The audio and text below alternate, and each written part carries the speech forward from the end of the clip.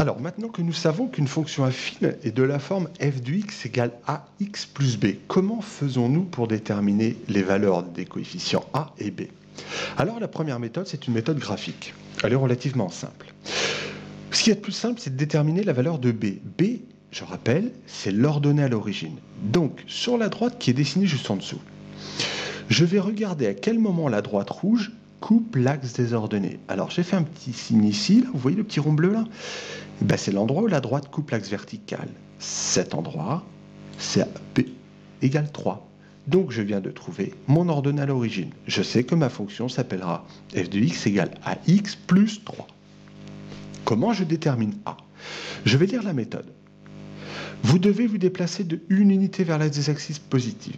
Bon, je pars d'un point. Moi, j'ai choisi délibérément le point A. C'est moi qui l'ai fixé. Pourquoi je l'ai fixé à cet endroit-là?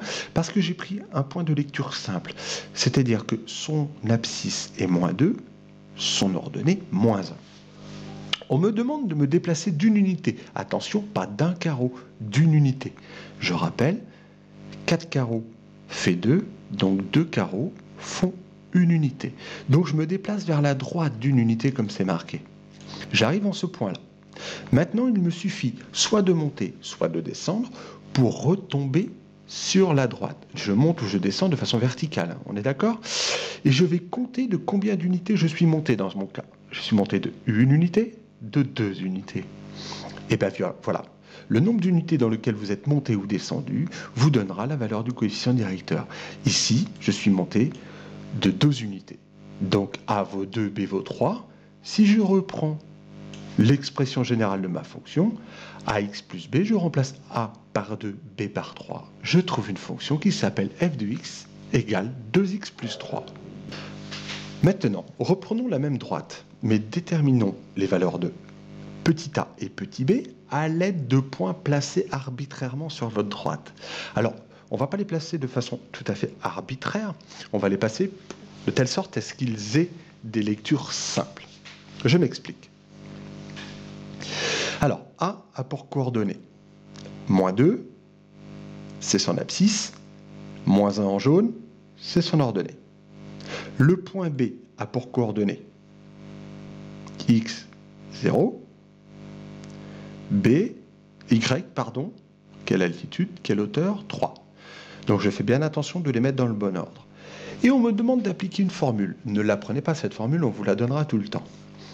Il faut faire la différence des deux ordonnées, YA moins YB, divisé par la différence des deux abscisses. Attention, vous voyez ce petit moins et ce petit moins, ils sont essentiels.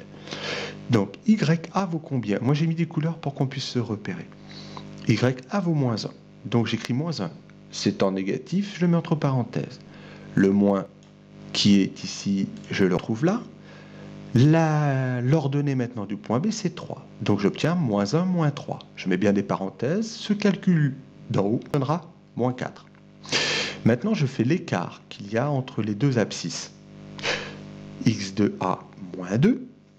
X de B, 0. Moins 2, moins 0, moins 2. Cette division de moins 4 par moins 2 me donne 2. Donc, je continue. Maintenant, partie relativement difficile, les points A et les points B appartiennent à ma droite. On dit qu'il vérifie alors l'équation f de x égale à x plus b. Donc, on peut donc écrire la suivante. L'ordonnée du point A, c'est égal à coefficient directeur fois l'abscisse du point A plus l'ordonnée à l'origine. Moi, je connais déjà l'ordonnée du point A, je connais aussi l'abscisse du point A. Je les remplace par leur valeur. Je n'oublie pas que petit a vaut 2, je l'ai trouvé juste en haut. Donc, ce qui vient à remplacer, j'obtiens moins 1 égale 2 pour la valeur de A, fois moins 2 pour l'abscisse de A, plus B. Maintenant, il me suffit de résoudre cette équation. Donc, moins 1 égale moins 4. Si je ne sais pas le faire, moins 1 égale moins 4 plus B, pardon. Si je ne sais pas le faire, je prends ma calculatrice en menu équation solver. Mais c'est relativement simple. Ici, je trouve B égale 3. En résumé, avec cette méthode, par un calcul qui paraît un peu compliqué, je rappelle que cette formule-là vous sera toujours donnée. D'accord?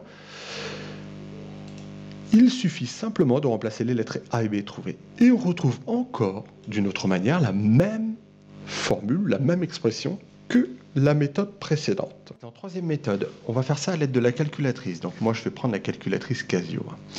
Donc pour cela, pour déterminer le coefficient directeur de A, comme B, pour leur donner à l'origine, A et B, il suffit quoi? Il suffit donc de prendre 2 points. Alors j'ai toujours pris la même droite rouge, mais je vais vous expliquer que j'ai pris 2 autres points A et B à 2 endroits différents pour ne pas faire toujours la même chose.